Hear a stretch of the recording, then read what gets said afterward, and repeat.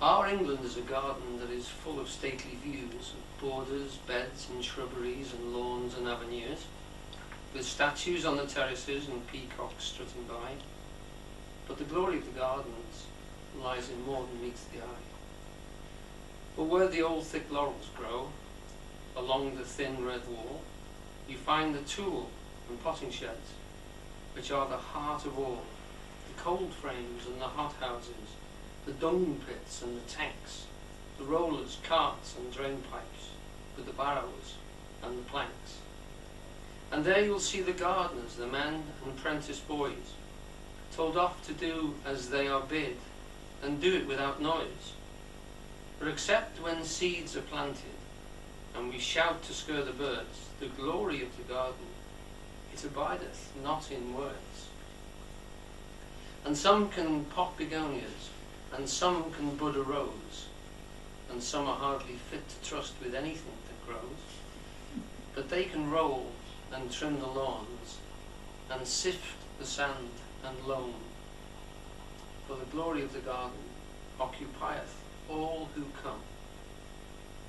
Our England is a garden, and such gardens are not made by singing, "Oh, how beautiful," and sitting in the shade.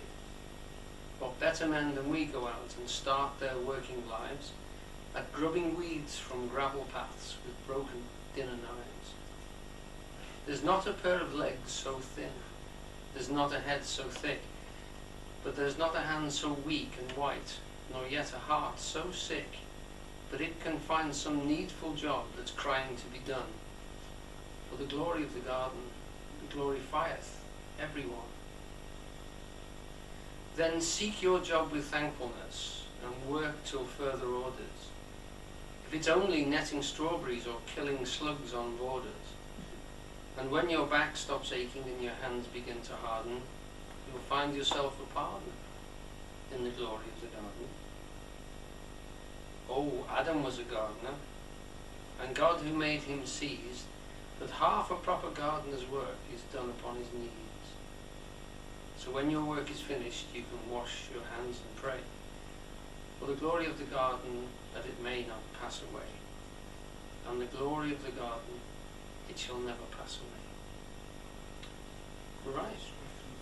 So, Kipling knew his Shakespeare very well indeed, and he's making direct references there to those two quotes, well certainly to the first quote, because the man who says that is called Adam, old Adam, and he's the gardener. I'll pass this back to you now. Thank you very much for bringing that. If anybody wants a copy of that, if you'd like to put their email address on a piece, oh, I've got your email, on a piece of paper, I can email you a copy of that poem, if you'd like it. Lovely, thank you very much indeed for bringing that, Denise. Right, so we've got this reference. Remember we said that the whole concept of literally an ordered realm and the king rests on this almost astrological symbol, and I mean this not just in the zodiacal sense, but also in the, for you, have you got the marker that we've got? Because I've got one blue one, but I know you brought a black one. Yeah. The sense that reflected in the crown that the king wears is the central sun. We talk about the fact that really realms and, thank you, nations grew up in the sense through the cities that formed when we began to farm. Before that, we were little hunter-gathering groups. And we said that one of the things you can say anthropologically about that is the fact that we don't need, in a small tribe, we don't need organisation, layered organisation, sophistication about the way that people work and interrelate. Everybody, as far as you see in a tribal situation, does their own bidding, their own hunting, their own making. Everyone is as skillful roughly as everyone else. Now, of course, you've got a sliding scale. Slowly we become more fixed in terms of proper means of production. We start to isolate people and functions. Someone who's good at one thing will start to do it for the whole village, for the whole group, for the whole tribe. And this will become more and more complex. But when you come to a farming situation, when you actually start to grow particular forms of grain, you then need proper organisation in terms of guarding the place. You need proper organisation in terms of the rotation of the crops, organising that, and you have people who work for one another and with one another, and then it becomes far more layered. And we also said that you then also start to get the garden is actually the guarded place. It's a place which is set off from the wilderness, separated from the wildness outside, and it is also organized in terms of a field system, and it has a central point. And that within that central point you'll then start to organize different areas of the field, and they will be watched from something, because if you're growing crops you have to look after them. We talked about the fact that nomads and hunter-gatherers tend to wander. It's rare for them to stay in one place because of course they eat themselves out of house and home, literally, and move on.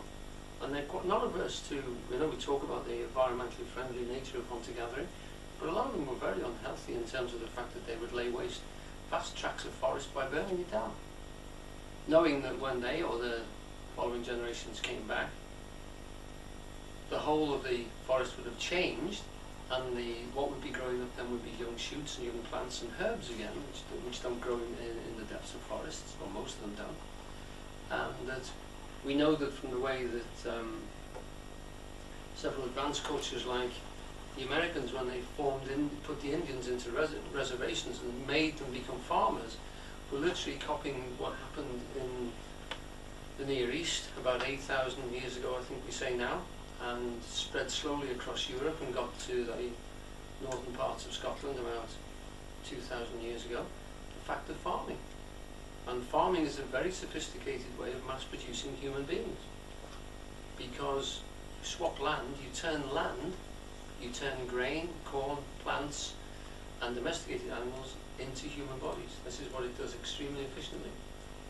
The amount of land that hunter-gatherers need is much, much more than you need for people who grow crops. So we can get far more densely packed together, far more sophisticated, and we can then start to organize ourselves. In fact, we have to organize ourselves for these sophisticated systems to grow. And what that pulls us into is literally the fact that we then also have to notice the seasons in a very specific way. And we know from all of these cultures that as soon as they started to produce, that's a very old glyph, by the way, it appears in America, it appears in both North and South America, it appears in the Near East as a reference. It's sometimes drawn as a swastika. As you can see, the swastika form on it there as well. It's often referred to as being a flying cross, and it tends to reference, it can also be made and drawn like a dish with a central column in the center. You'll also recognize in there the pyramidal structure that we have in Egypt and we also have in South America. It's a form which seems to be fundamental. It's the magic mountain, it's the holy mountain. And one of the references for it is that it's simply a guarded place which has got a central reference point. It looks like a little cell. It's got an intelligence here which is overseeing all of this land here, an organization. It's also a castle with its moat, or with its keep and its surrounding wall. It's a motte and bailey. It's all these systems which are very primitive ways of separating geographically one area and making it special. That's all I'm sort of trying to sell you the idea of. And if you're going to rotate your crops, if you're going to plant and harvest in the proper way, then you start to notice the way the seasons move. And as soon as human beings did that, they started to realize just how sophisticated the stars were. And we're talking about thousands of years ago. So clever did they get that in Babylonia they could form an ephemeris, an actual pattern of the movements of the planets and the stars, that was still able to be used by navigators in the 17th and the 18th century. So they'd watched the planets for a long period of time and they'd charted how they moved. I don't know whether any of you heard this week on the news that they found a place in Rome which rotated with the day, so that it was built by, I think, it was Nero, yes, it was the chap that fiddled while Rome burnt. I remember thinking, he couldn't have just fiddled. I mean, obviously he was a good fiddler, I mean, he had to be, didn't he? But now, what that immediately said to me was, well,